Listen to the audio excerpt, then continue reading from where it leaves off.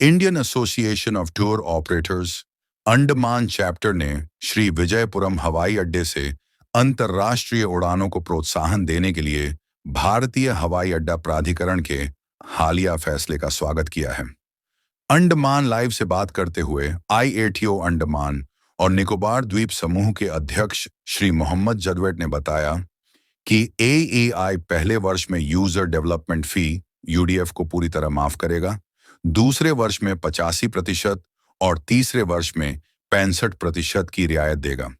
इस पहल से प्रति अंतर्राष्ट्रीय उड़ान लगभग 1,50,000 रुपये की बचत होगी, जिससे अंतर्राष्ट्रीय वाहकों के लिए अनुकूल माहौल बनेगा।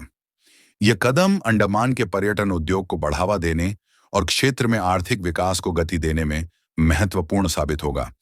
देखिए, जैसा हम लोग को मालूम है कि यहाँ से इंटरनेशनल कनेक्टिविटी बहुत सालों से हम लोग कोशिश कर रहे हैं। तो बहुत मुश्किल से एयर एशिया का फ्लाइट यहाँ में शुरू हुआ था नवंबर में, लेकिन अनफॉर्चुनेटली उनका जो रिस्पांस जो मिला वो इतना अच्छा रिस्पांस नहीं था यहाँ से भी और कोलालमपुर से भी। तो इसलिए ये हम लोग कोशिश कर रहे थे बहुत दिन से कि जो इंटरनेशनल फ्लाइट्स आए एटलीस्ट कुछ पीरियड के लिए 1 से 3 साल के लिए उनको कुछ इंसेंटिव दिया जाए, ताकि ये मार्केट, देखिए नया मार्केट को डेवलप करना पड़ता है। तो कोई भी एयरलाइन आएगा तो इनिशियली आपको उतना ऑक्यूपेंसी मिलेगा नहीं। तो इसलिए हम लोग बहुत दिन से कोशिश कर रहे थे, हमारे गवर्नर साहब, chief secretary administration, airport authority के डायरेक्टर पोर्ट ब्लेयर के, तो ये सब कोशिश कर रहे थे कि ये नई डेस्टिनेशन है, इसको हम लोग कुछ इंसेंटिव देना चाहिए ताकि एयरलाइंस अट्रैक्ट हो, कि उनको कुछ एटलीस्ट प्रॉफिट नहीं तो लॉस ना हो, एटलीस्ट चलाने के लिए, सस्टेन करने के लिए।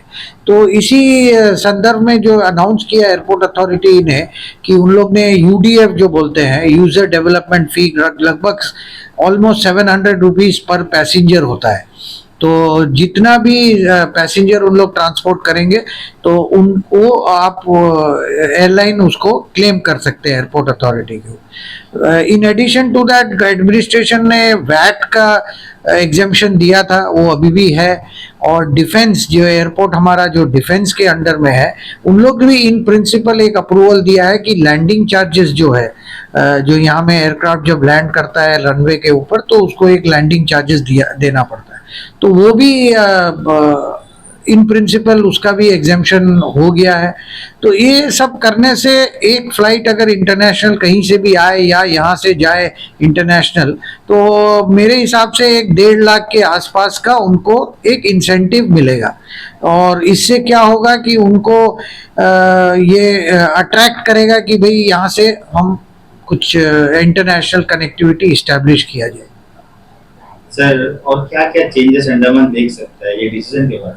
देखिए, अंडमान में आज के डेट में रफली 6 लाख टूरिस्ट आते हैं, और 6 लाख टूरिस्ट के जो टोटल ये है, उसमें मैक्सिमम 95% जो टूरिस्ट आते हैं वो है डोमेस्टिक।